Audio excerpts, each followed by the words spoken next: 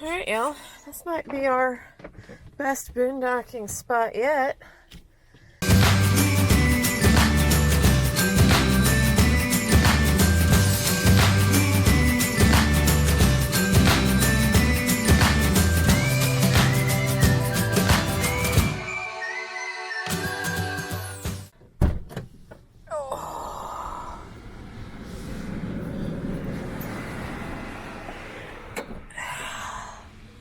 Not bad. Not bad at all. Hey y'all, welcome to Ginger Walkabout.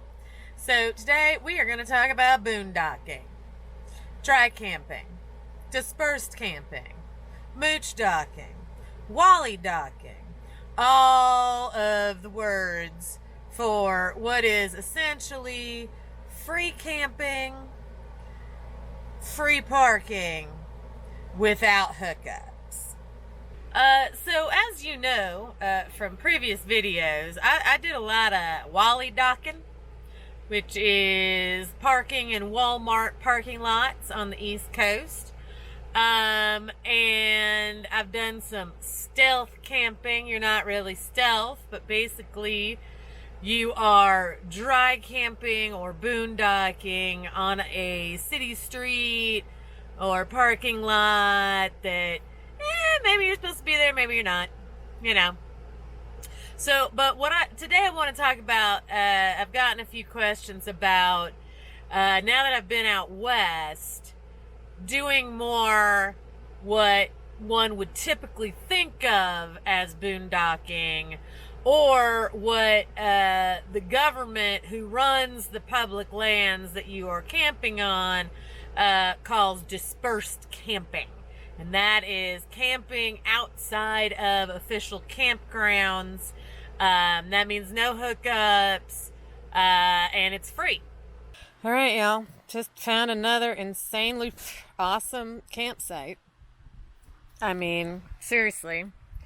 Like, let's just start with how good that fire pit is. I'm not going to have a fire tonight. But if I was going to, that would be where I would do it. Whiskey Dog always loves these remote spots because I let him do a little bit of free ranging. But check this out. So the road is right around that curve. There's Lucille. All her gloriness. This space is huge, yo. Huge. I could have all my friends out here. It's a Saturday night. You'd think there'd be people here. There's not. There's another space around here. Might have been a road at one point, but there's another fire ring over there. So you could have quite the party. I'm hoping that does not happen tonight. But there she is. Just in and among the trees. Love it. So, I have been mostly on Forest Service land is what I have found up really in the Pacific Northwest and then up through Montana. That kind of area. Lots of national forest. And in most national forests, unless it's posted somewhere on the road, the main road that you're driving on, it's pretty safe to assume, unless you see a sign, that you can disperse camp. Which means if you find a spot that you're not blocking a road and you're happy with it, you can camp there. And there's time restrictions, usually like 14 days, sometimes it's less. Anyway, you got to look at that specific forest, and you got to look at that specific ranger district. And it's not always easy to figure out where you are and what district you're in, but that's what the internet's for. So, how do I find these spots? Well, first I start with the apps, right? And they're all the same apps that everybody talks about. You got your ALLSTAYS, your Campendium. I really like Campendium. Your iOverlander. All the apps. Just seriously. And then you need your Google Maps. So here's the thing with your Google Maps. Not only are you using it to get there, use satellite view. Because with satellite view, you can a lot of times see the pullouts that might be where you are going to camp. And also, learn to use offline maps. You need to download your Google Maps in offline mode while you still have internet. Okay, that's important, because if you download the offline map, Google how to do it. You don't need me to tell you, just Google it.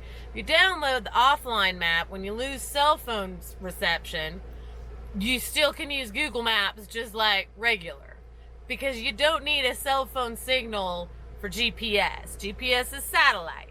You don't need a cell phone signal for GPS. You do need a cell phone signal to search. So if you download the offline map, then you can still search for your destination, and then the GPS can show you how to get there. Alright? So there's a couple of hints for you. Okay, so once I look on the apps and, I look for places that other people have marked on the maps as good, and sometimes those work out. Not all the time. I have found really what I've mostly been doing is looking for a forest road. Okay, a Forest Service road is usually going to be a 1-lane dirt/gravel road. Alright, leaving my latest National Forest dispersed camping spot. This is pretty typical of the roads that I discover. They're going to have your little potholes and some rocks sticking up. You're going to have to take slow. But, and they're going to be 1 lane. But see, they got these turnouts. So if another vehicle's coming, you can get out the way. Yeah, and it's hard to beat the scenery. And this particular one, I just got in. I'm in very far north Montana.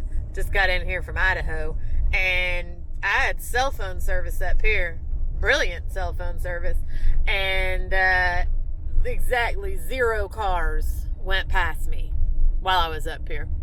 So, yeah. So, little pothole, you just, bonk, take it slow. She can handle it as long as you're not flying. Yeah, so I've had pretty good luck on these Forest Service roads. Couple other things I look for when I'm looking for a Forest Service road that I want to go up. If I can't see any pullouts from satellite view on Google Maps or Google Earth, however you're doing it, I look for a lot of intersections, other little Forest Service roads branching off throughout the route I'm thinking of. Because here's the thing.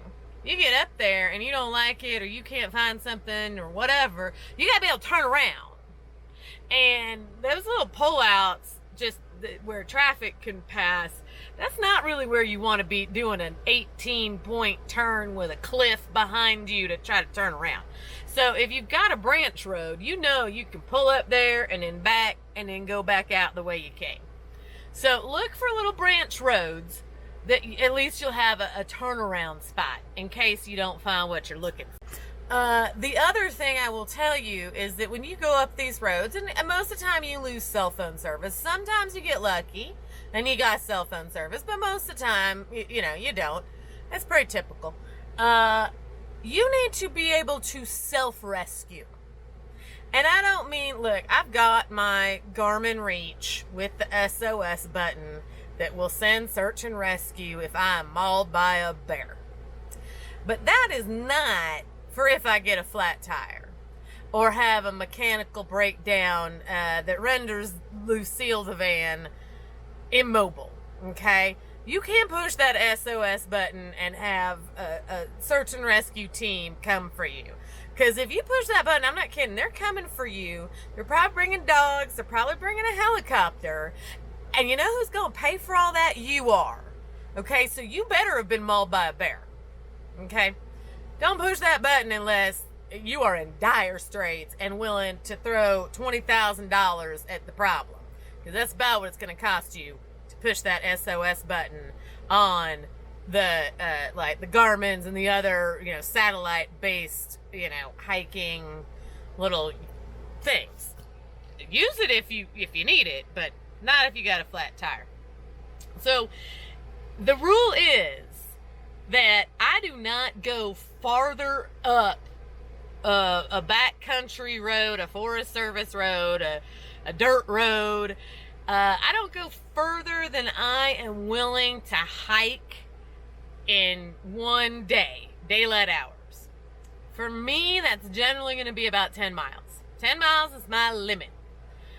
Because I know if I get up there and I have a problem, I have to self-rescue. And self-rescue means walking.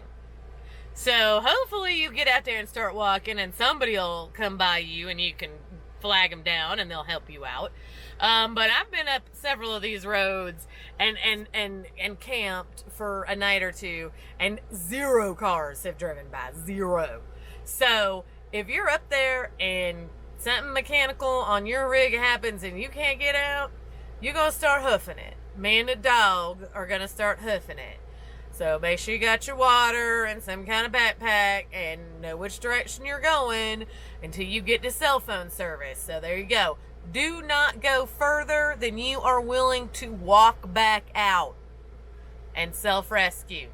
Get to a service station, tow truck, whatever. So that's important, okay? Really, the other things I would say is, you know, just don't be an asshole.